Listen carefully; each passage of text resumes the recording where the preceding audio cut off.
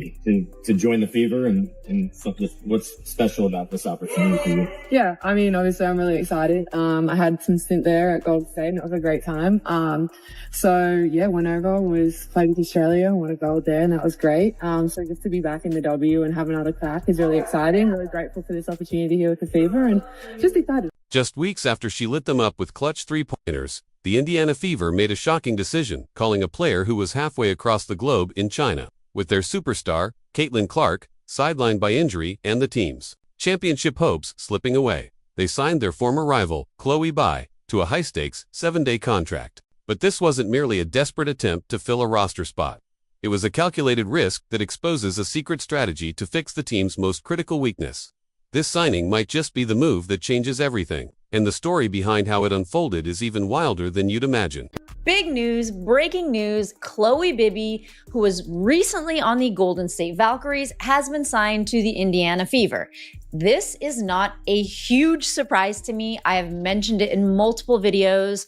She was doing really well with the Valkyries. I think she was only with them for about 5 games, while a lot of their players went over to Eurobasket. This story doesn't begin in Indianapolis, but halfway around the world in a hotel room in China.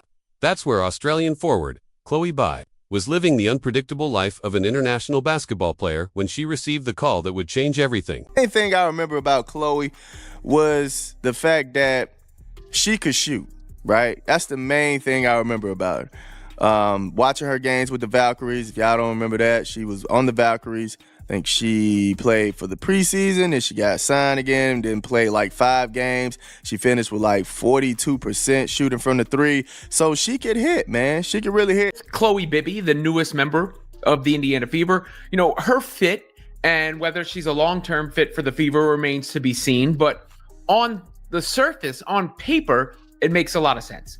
Because this is a team that has been in dire need of, in my opinion, of a stretch 4. And that is what Bybby, skill set wise, is capable of doing. We don't have a huge sample size to work with. Obviously, she had a short spurt with the Valkyrie. 1 minute, she's navigating her career overseas, adjusting to time zones, adapting to new cultures. The next, she's being summoned to join the most watched, most scrutinized team in the WNBA. There was no time to process. No time to pack properly, and certainly no chance to fly home to Australia for a moment of rest. She dropped everything, booked the first available flight, and began the grueling journey to America. The move happened so fast.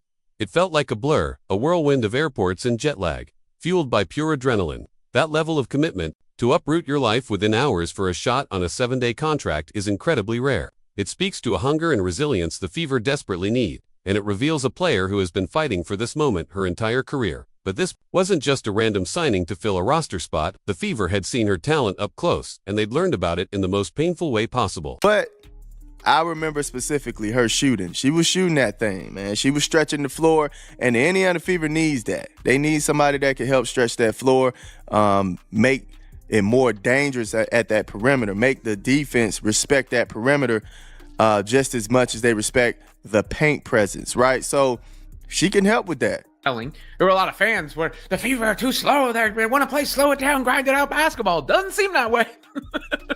Doesn't seem that way by the player they just signed and the messaging that is going across there. So that has to be reassuring for a lot of the fans. And Khloe Bybby seems to have a good head on her shoulders, a good attitude, and a good approach. Just weeks before that life-changing call, Khloe Bby delivered an audition the Indiana Fever didn't even realize they were witnessing. Playing for the Golden State Valkyries on a temporary hardship contract, she stepped onto the court against the very team that would soon become her new home, and she lit them up. In just 24 minutes of action, she dropped 12 points and nailed clutch 3-pointers, displaying a calm, veteran confidence that left a lasting impression. She was their opponent, but in real time, she was also revealing the answer to their biggest on-court problem, right before their eyes.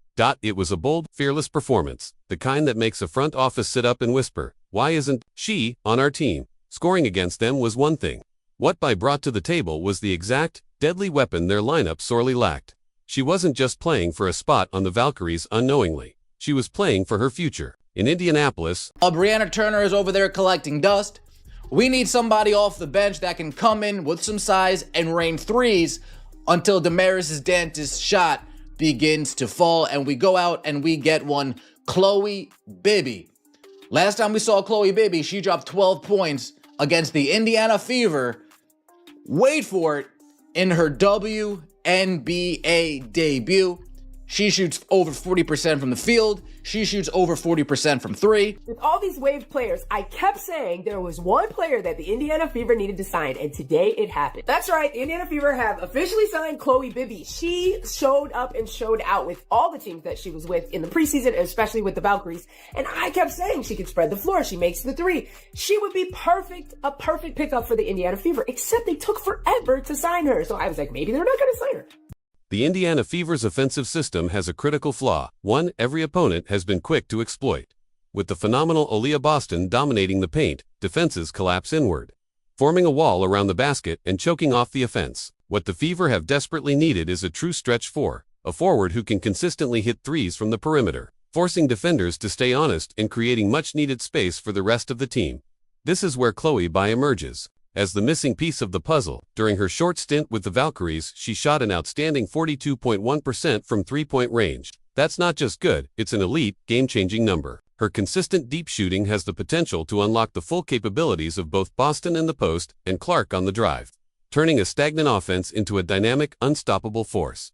While her WNBA stats are impressive, given her limited minutes, they only tell part of the story. To fully grasp why this signing could be a game-changer, you have to look at what she was doing when the American spotlight wasn't shining on her. Where were you when you got the news or got the call that the Fever were picking you up? I was in China. Oh, wow. Yeah. Wow. So how quickly were you, like, is it just scramble mode then coming over to the States, like pack a bag and go? Well, yeah, I was already in, so I went from San Francisco to China, and so then I didn't really get to go back to Australia. So just from China, I was like, well, I already have some stuff back, so then just come back over here, back to America. So yeah, it was good. It all happened pretty fast, but as I said, super grateful for. Before her return to the WNBA, Khloe Bby was quietly building a powerhouse resume as a global force.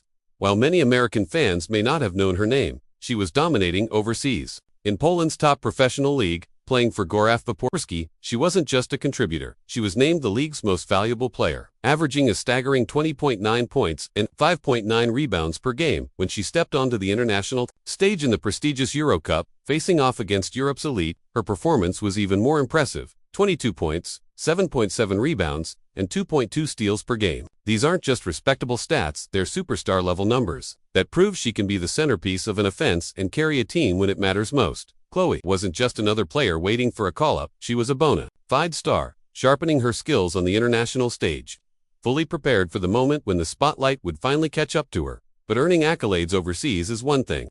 Blending into a team led by a megastar like Caitlin Clark takes a different kind of ego and a rare kind of mentality. And that's where the timing of this signing becomes incredibly complicated. Bag and go.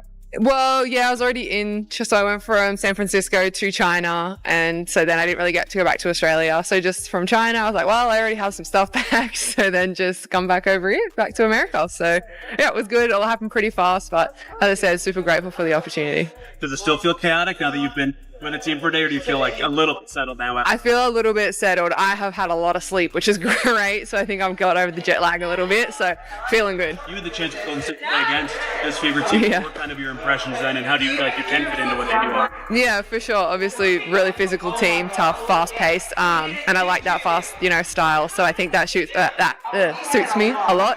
This move comes at a moment of deep uncertainty and swirling rumors for the Fever. Caitlin Clark is currently sidelined with a nagging groin injury, leaving a significant gap in the lineup and placing immense pressure on the rest of the team. At the same time, veteran forward Brianna Turner, a former All-Star, has been conspicuously collecting dust on the bench, raising uncomfortable questions about the team's internal dynamics and coaching decisions. Into this tense atmosphere steps Khloe Bby, signed to a temporary 7-day hardship contract, a deal that makes her future anything but certain. Is she merely a short-term fix to weather Clark's absence? Or is this a high-stakes trial for a permanent spot on the roster, a move that could signal a strategic shift and potentially force another player out? The entire situation places Bby under a microscope, where every minute on the court will be closely analyzed. But head coach Stephanie White isn't leaving her integration up to chance. She has a very specific and surprisingly simple plan. I mean, it's a challenge always, anytime you're integrating, but I think at the position that she'll play for us, really being somebody that's in that stretch four, middle of the floor, there's not a lot of nuance to how we'll use her. We'll shorten the playbook a little bit, make it specific to ways that we can continue to stretch the floor. when we put her on the floor with AB. Today you had a rare practice. So, that is pretty straightforward and simple from head coach Stephanie White. When you hear her say she'll fit in next to AB, which means it seems like the plan for Bibby is to play in Aaliyah Boston minutes, where of course Aaliyah Boston is playing a lot of minutes on the floor. This wasn't a panic move made out of desperation. Head coach Stephanie White revealed a calculated, almost genius plan to integrate Bby into the team immediately.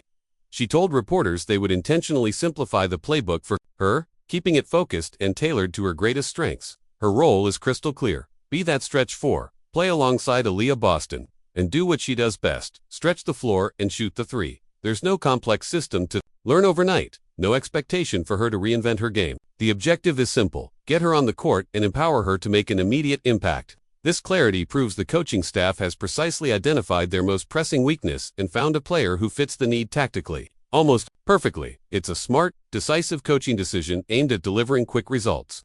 And while a simple plan might be enough to win a few games, championship teams are built on more than just strategy. They're built on chemistry and, in this case, a shared history of competition. Because I truly didn't see like who could fit the Indiana Fever system that was available that hasn't already been taken by other teams. It did end up being kind of like the obvious answer, which is Khloe Bybby, who again, I think is a good signing. I don't think is going to change the landscape of the Indiana Fever basketball. I do like that she's young. I do like that she has young legs. I love that she does fit into a more like modern style of basketball, 6 foot, plays outside of the arc.